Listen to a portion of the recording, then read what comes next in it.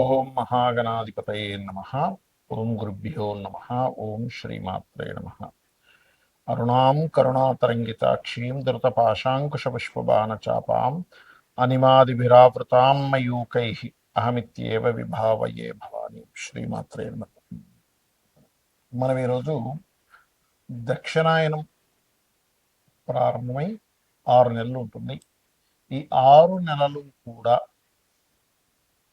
ఏ ఏ లగ్నాల వారు, లగ్నం తెలియదు రాశి వారు ఎటువంటి పరిహార మార్గం చేసుకుంటే మీ మీ యొక్క పూర్వజన్మ కర్మలు తొలగుతాయి, అదొకటి.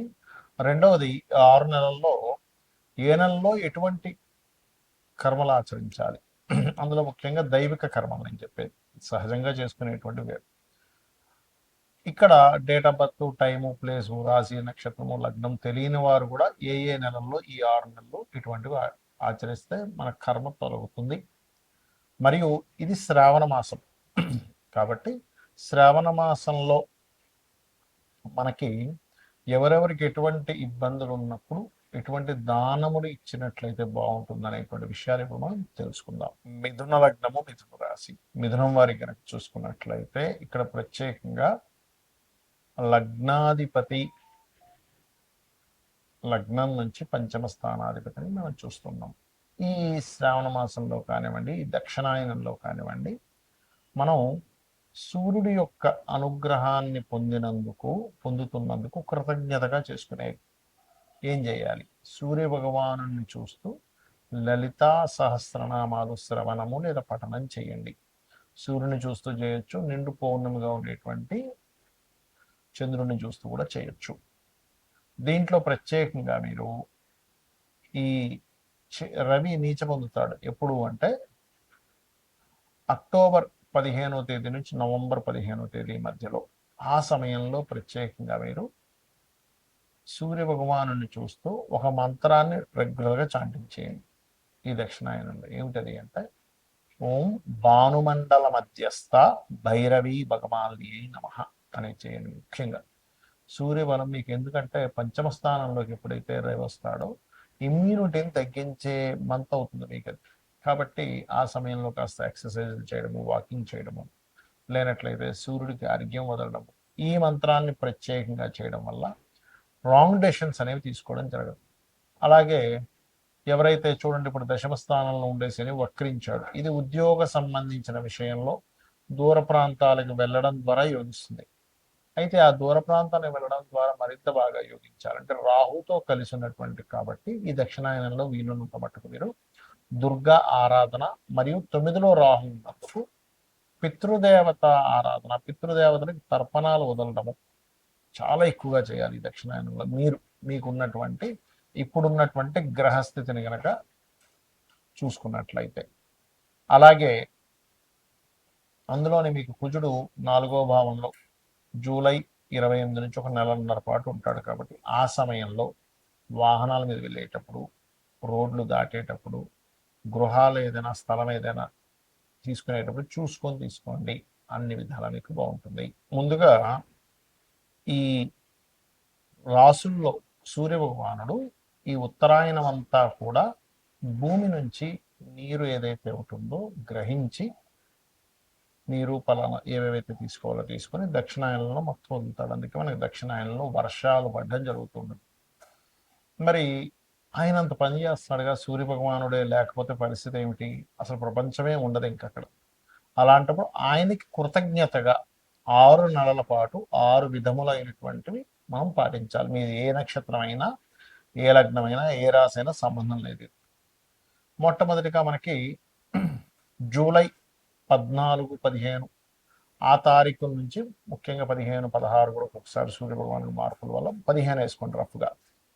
జూలై 15 నుంచి ఆగస్టు 15 మధ్యలో సూర్యుడు కర్కాటక రాశిలో ఉన్నప్పుడు ఎంత మీరు సూర్యుడికి అర్ఘ్యం వదిలితే మీ రాశి ఏదైనా, నక్షత్రం ఏదైనా మీకు అంత చక్కటి ఫలితాలు వస్తాయి. అందులో ముఖ్యంగా గండములు తొలగుతాయి, గుర్తుపెట్టుకోండి సూర్య భగవానుడు చేసేటువంటి ఈ యొక్క ప్రక్రియ వల్ల.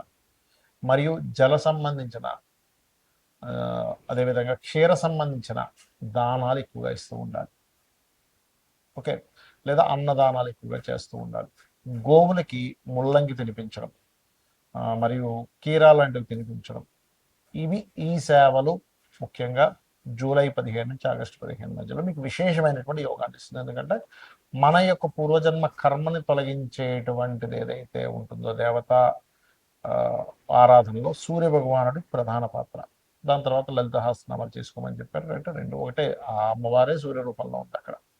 అదేవిధంగా విష్ణు సహస్రనామాలు చేసుకునే వాళ్ళు విష్ణు సహస్రనామాలు చేసుకుంటారు. ఏదైనా ఆలయానికి వెళ్ళి సేవ చేసుకునే వాటి వల్ల కూడా తగ్గుతుంది. ఇక రెండవది, ఆగస్టు 15 తేదీ నుంచి సెప్టెంబర్ 15వ తేదీ మధ్యలో ఎంత సూర్య నమస్కారాలు చేసుకోవడము. అయితే ఇందులో రెగ్యులర్గా చేసే ఈ 6 నెలల్లో కూడా సూర్యుని వదిలిపెట్టకూడదు ఎక్కడా కూడా. మరియు గణపతి యొక్క ఆరాధన, సూర్య రాశుల్లో కేతు ఉన్నాడు కాబట్టి ఖచ్చితంగా పాటించాలి, గుర్తుపెట్టుకోండి. అందులోని ప్రత్యేకంగా ఆగస్టు 15 నుంచి సెప్టెంబర్ 15 మధ్యలో ఎక్కువగా మీరు హోమాది కార్యక్రమాలు, అందులో ముఖ్యంగా సుదర్శన హోమం చేయించుకోవడం చాలా మంచిది. ఇక సెప్టెంబర్ 16వ తేదీ నుంచి అక్టోబర్ 16వ తేదీ మధ్యలో మీరు వీలైనంత మట్టుకు గుర్తుపెట్టుకోండి, దానములు ఇవ్వండి. ఆ దానాలు కూడా మీకు ప్రస్తుతం నడుస్తున్నటువంటి మహాదశ ఏమిటి, అంతర్దశ ఏమిటి, దానికి ఎవరు అంటే ఉదాహరణకి రవి నడుస్తుంది అనుకోండి, రవి మహాదశ అంతర్దశ నడుస్తుంది, గోధుమలు. చంద్రుడైతే బియ్యము, కుజుడైతే కందులు, బుధుడైతే పెసలు, గురువైతే శనగలు, శుక్రుడైతే బొబ్బర్లు అంటే అలసందలు అంటారు, శని అయితే తెల్ల నువ్వులు ఇవ్వచ్చు, లేదా నల్ల నువ్వులు తీసుకునే వాళ్ళంటే ఇవ్వచ్చు. రాహు మహాదశ అంతర్దశ నడుస్తుంది అనుకుంటే మినుములు, కేతు అయితే ఉలవలు దానంగా ఇవ్వాలి. ఇది గుర్తుపెట్టుకోండి. మరి అక్టోబర్ 16వ తేదీ నుంచి నవంబర్ 16వ తేదీ వరకు, 15-16 వరకు చూసుకుంటే కనుక ఈ సమయంలో ఎక్కువగా స్తోత్రములు వింటూ ఉండాలట. అంటే లలిత కావచ్చు, ఏదైనా విష్ణు సహస్రనామాలు కావచ్చు, ఏదైనా శ్రవణం ఎక్కువగా చేస్తూ ఉండాలి. పఠనము, శ్రవణము, లేకపోతే శ్రవణం, లేకపోతే సహస్రనామాలు పఠనం చేయడం. ఇవి ఎంత చేస్తే ఈ మాసంలో అంత అద్భుతమైన ఫలితాలు ఉంటాయి. ముఖ్యంగా ఈ మాసంలో చేసే వాటి వల్ల మీ యొక్క కామ్యము నెరవేరుతుంది, గుర్తుపెట్టుకోండి. దీనికంటే ముందు నెలలో చేసిన దానివల్ల రోగ నివారణ అంటే రోగం తగ్గుతుంది, అప్పులు తగ్గుతాయి. దానికంటే ముందు సూర్యుడు కర్కాటక మన సింహరాశిలో ఉన్నప్పుడు, అంటే ఆగస్టు 15 నుంచి సెప్టెంబర్ 15 మధ్యలో చేసినప్పుడు రాజయోగం పడుతుంది అని చెప్తూ ఉంటారు. అలాగే ఇక్కడ మీకు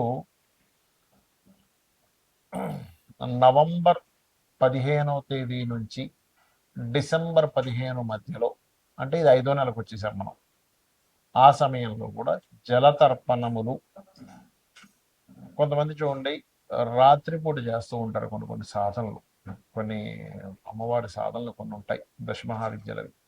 నిగూఢంగా అంటే ఇంకెవ్వరికి సంబంధం లేకుండా కొంతమంది గుహల్లోకి వెళ్ళిపోయి లేకపోతే ఒక రూమ్లో కూర్చొని అలా సాధన చేస్తుంటారు. అటువంటివి బాగా యోగిస్తాయి. ప్లస్ తర్పణాలు, అందులో పితృతర్పణాలు చేయడం ఇంకా మంచిది. ఈ ప్రతి నెల అమావాస్యకి వీలున్నప్పుడల్లా నిత్య తర్పణాలు కూడా చేసుకోవచ్చు. ఇక్కడ ఇంకా ఎక్కువగా బాగా యోగిస్తుంది. అలాగే డిసెంబర్ 14 నుంచి జనవరి 14-15 తేదీ వరకు కూడా ఇక్కడ ఎక్కువగా హోమాలు ఎక్కువగా చేస్తూ ఉండాలి, గోసేవ ఎక్కువగా చేస్తూ ఉండాలి.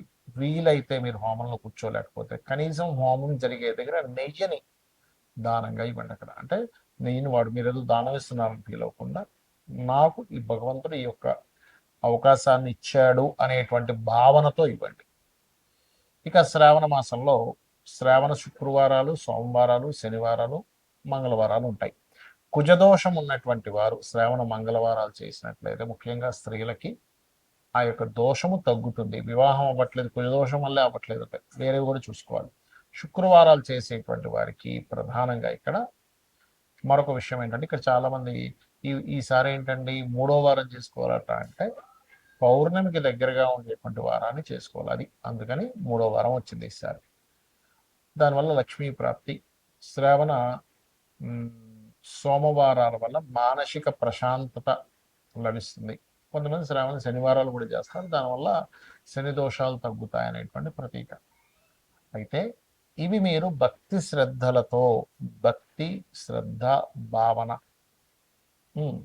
నిరంతరం చేయడం, ఉన్నారనేటువంటి భావనతో చేయడం చాలా ముఖ్యం. చాలా మంది అంటుంటారు, ఏమంటే చాలా పూజలు చేస్తున్నాం, చాలా యజ్ఞాలు చేస్తున్నాం, చాలా హోమాలు చేస్తున్నాం, చాలా దానాలు చేస్తున్నాం, ఏమీ అవ్వట్లేదు, మీరు ఏమీ అవ్వట్లేదు, ఏమీ అవ్వట్లేదు అని మనసులో ఎప్పుడైతే మననం చేస్తూ ఉంటారో, మననాత్రాయతే ఇది మంత్ర, అంటే మనం ఏదైతే మననం చేస్తామో అది మంత్రంగా పనిచేస్తుంది. కాబట్టి కృతజ్ఞతా భావనతో చేయండి, అన్ని విధాలా బాగుంటుంది. ఆ లలితాంబిక అమ్మవారి యొక్క అనుగ్రహం కూడా మీకు కలగాల మనస్ఫూర్తి కోరుకుంటూ శ్రీమాత్రేనం.